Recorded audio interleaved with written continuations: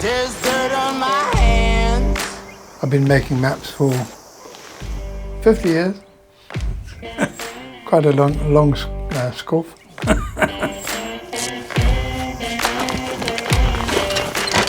So yeah, the mission was to explore the Western Cape.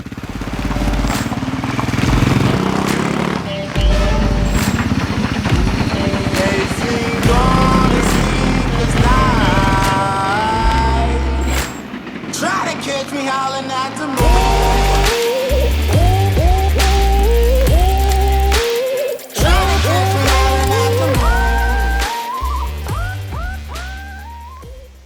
The West Coast is its own world.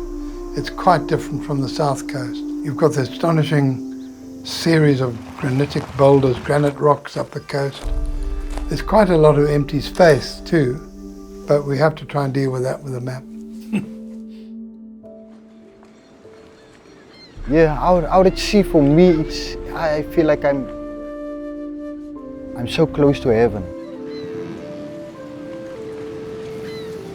He's out at sea every day, and his hands and how they've worked on ships and boats, and like those details and those textures were really, they tell such a unique story as a photographer, to understand visually what these guys go through because of how they sort of wear it.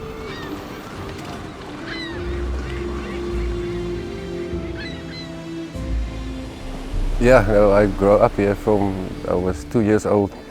We came to stay on the farm, so yeah, I've been surfing here for 25, 28 years already.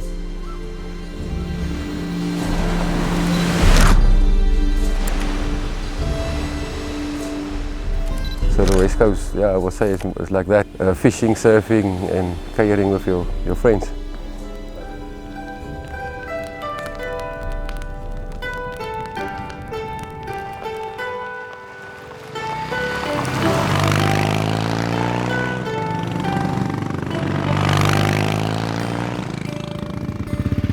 All of a sudden you realize that you're in the Cedarburg. Tar turns to dirt.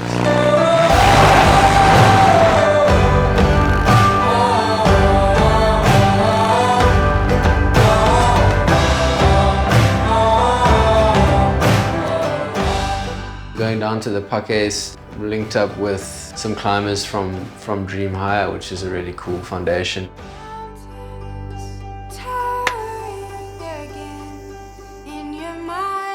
Our idea was to create an environment for integration between at-risk youth and the climbing community.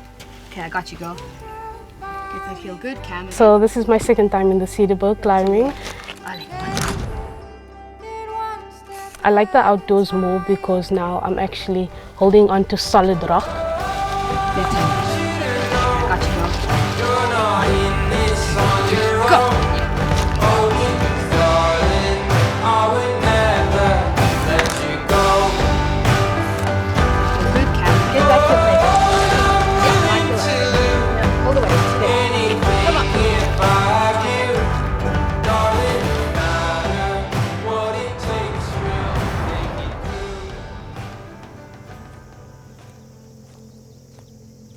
The paintings are a priceless heritage that really belong to all humankind. The risk of paintings being damaged by unthinking people is too high to direct people to them. Showing them on maps, unless there's a specific kind of protection that they have, I would never do.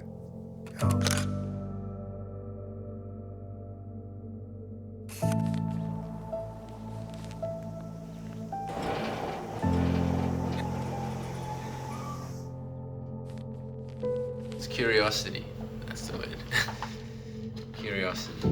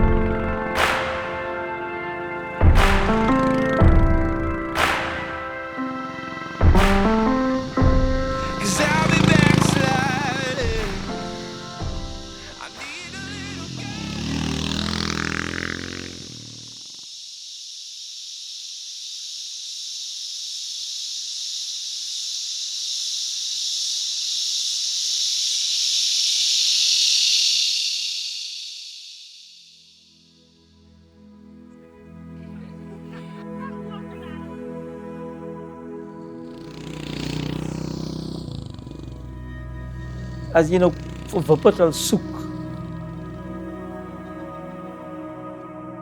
dan ontdek jy 'n oase in 'n woestyn. As jy hier uitkom in Wuppertal, dan wonder jy, wat het die mense besiel om hier 'n bestaan te maak? Maar ek kan vir jy ook sê, jy bevind jy nou in die koninkryk van die Khoisan mense, hulle het in die area gewoon. En as jy stil sit, dan kan jy nog die energie voel van ons voorvaders hier in die vallei. Die stilte van hierdie plek is, dit smaak en jy kan die stilte soms aanvat.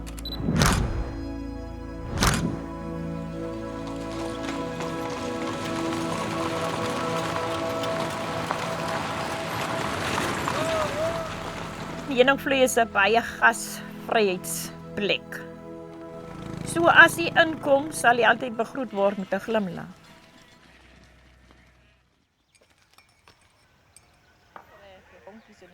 Meneer Pieter Slingsby het werklik baie gedoen om ons mense van Wuppertal op die kaarte te sit. There's a quietness, a stillness, a very different atmosphere there, even though it's quite arid country. It's very beautiful, very starkly beautiful. Some years ago when we were revising our map, our hiking map of the Cederberg, and sat down with about 4 or 5 of the older men of the village and said, right, I've got this list of names. Can any of you tell me, are they real or are they made up names, or do you recognize them? I suddenly realized that these older people knew these names because they had walked everywhere in their youth or ridden on a donkey cart. So we asked them if we could put the names on our maps. And interestingly enough, at first we met some resistance because one of them said, no, these are our names. We don't want everybody to have these names. And I said, if we don't put these names on the map, they will get lost. When your generation dies, there was always a sense they had that if their names were on the map for everybody, then they would lose them. Ultimately, when the map was printed, it has over 400 names on it that had never been on a map before.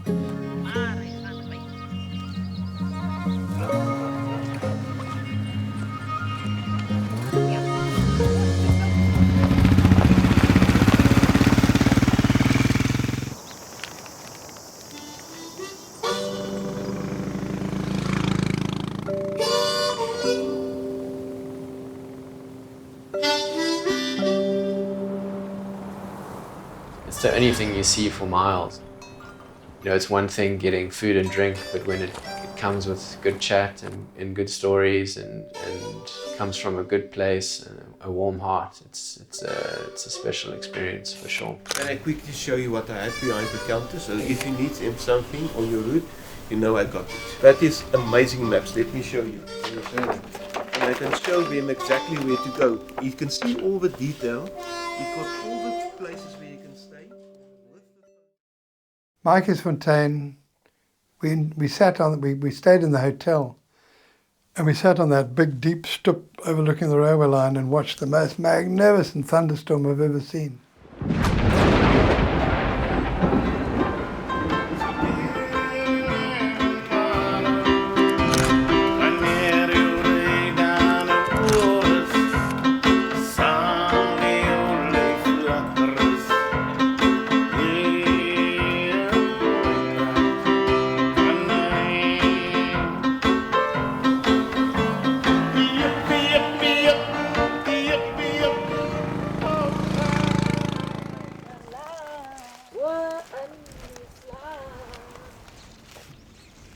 And with Tiny Poppy has a community of people from all over the Western Cape that are connected to her for various reasons, mostly around travel and adventure and stories of the Karoo. It all makes sense once you try our roaster bread. Ik is nu al voor 13 jaar in Slingsby en voor meer dan 10 jaar sta ik nu al op die N1 in roosterbrood verkoop. Die roosterbrood is vir my 'n wonderlike avontuur. Is vir my 'n wonderlike besigheid. Ek het nie rykdom, ek het nie pragt en praal nie, maar dit wat ek doen elke dag doen ek met liefde.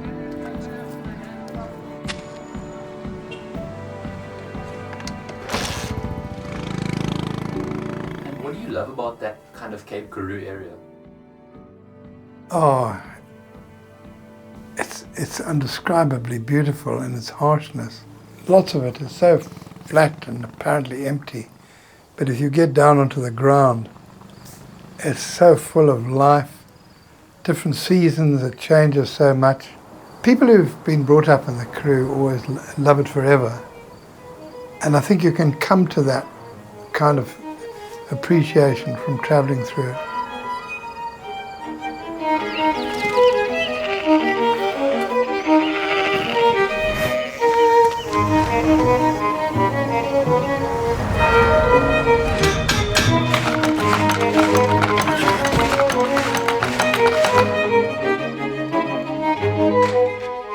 Ons het 'n dansbaantjie sommer langs die mynpad gemaak.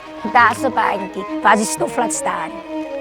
The real dancing was just completely captivating. Part of me wanted to put the camera down and just sit and watch.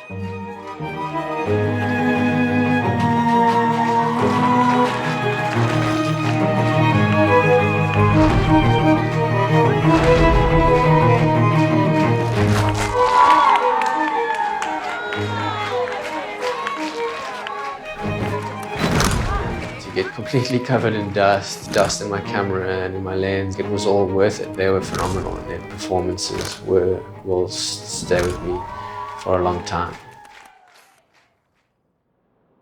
It looks exceedingly barren. It looks brown or grey, but those colours also can grow on you, the desert colours. But if you look at the detail, you'll be fascinated by the diversity, the variety of shapes, the small things. If you look at the bigger picture, you see these spectacular mountains. It's got all sorts of scales. It's got a special beauty of its own. Because it has populations of rare and endemic plants, plants that aren't found anywhere else in the world. There's also opportunities to go for long walks in a very much unspoilt landscape. I like that kind of adventure, an adventure that I can control rather than speeding down a hill on a bicycle.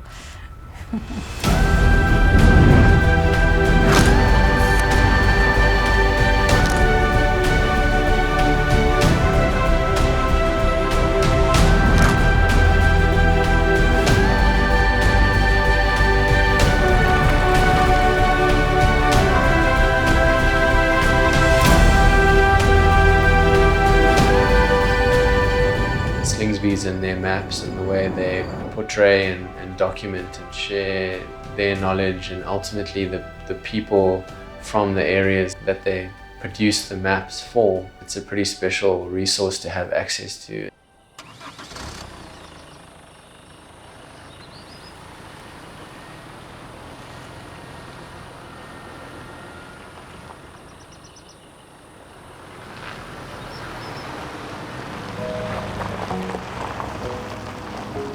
I'm setting it to 0, and I'll give you a mark, 015. Is that B4? Okay. Is that right? That's correct. Yeah, okay. Yeah. Super. Oh, that should be fine. And we'll go and see if we can see any sharks. So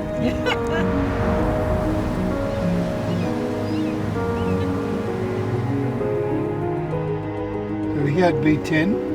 Yeah, we're going through to B11, but I've never done it before. So this is uncharted territory. No, it's just a pine tree. It's not a pine tree. Look at those cones. It's Leucadendron nobilum. Now, you know, it might be a pine tree. Delete. The bloody pine tree. This must be Volmengat that we're in.